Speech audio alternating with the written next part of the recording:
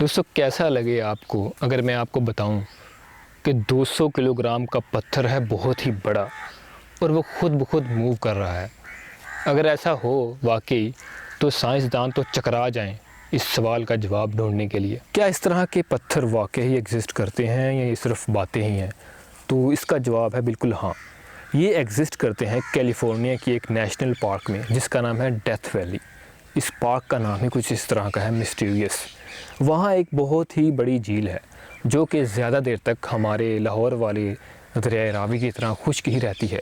उस झील की तह पर बहुत ही ज़्यादा पत्थर हैं, बहुत ही बड़े बड़े, 1 किलोग्राम से 200 किलोग्राम तक के, और वो खुद ब खुद रातों रात या दिन में मूव करते रहते हैं।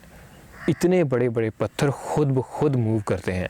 अगर 10 बंदे मिलकर भी उस पत्थर को मूव करना चाहे तो नहीं करते, लेकिन वो खुद ब खुद करते हैं। अब इतने बड़े पत्थर आप आज देखेंगे एक जगह पर हैं और कल देखेंगे तो दूसरी जगह पर, वो खुद ब खुद मूव करते हैं। अब आप ये सोच रहे होंगे कि ये कैसे पॉसिबल है। वहाँ के लोग भी यही सोचते थे कि ये किस तरह मुमकिन है कि एक पत्थर जो बहुत ही बड़ा है वो खुद ब खुद मूव कर रहा है। तो इसका जवाब ढूंढने के लिए वहाँ कई टीम्स तश्कील पाई, साइंसदानों की और आम लोगों की। उन्होंने ये जानने की कोशिश की कि इसके पीछे क्या रीज़न है कि ये खुद ब खुद मूव कर रहे हैं। तो कई लोगों ने तो अपनी तरफ से कंस्पिरेसी थ्योरीज़ कर दी कि इसकी वजह यह है कि जिन्नात इनको मूव करते हैं, या इसमें बरमूदा ट्रायंगल का या इसमें एल्यूमिनाटी का कोई हाथ है। तो किसी को जवाब ना मिल पाया। आखिरकार कुछ साइंसदानों ने टाइम लैप्स कैमरों की मदद से उनको रिकॉर्ड किया।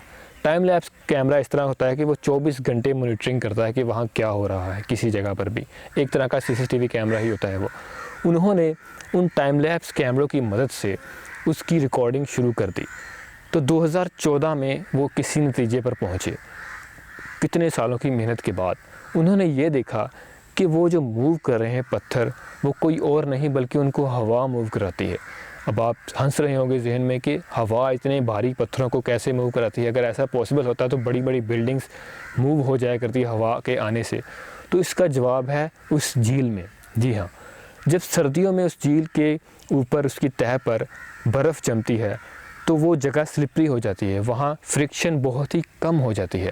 और जब गर्मियों में आते आते वो जगह से बर्फ़ पिघलना शुरू होती है तो वहाँ और ज़्यादा स्लिपरी स्लोप बन जाता है, वो और जगह स्लिपरी हो जाती है, वहाँ फ्रिक्शन और ज़्यादा कम हो जाती है।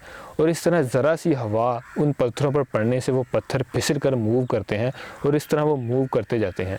और 2014 में अनथक मेहनत के बाद वो लोग ये नतीजे पर पहुँचे। और इस तरह वो जो हंड्रेड्स ऑफ कंस्पिरेसी थ्योरीज़ लोगों ने बनाई थी उस पर कि इसको इल्यूमिनाटी मूव कराती है या जिन्नात, वो सब गलत साबित हो गए। और लॉजिकली ये पता चला कि इसके पीछे सिर्फ़ और सिर्फ हवा और फ्रिक्शन के कम होने की वजह थी।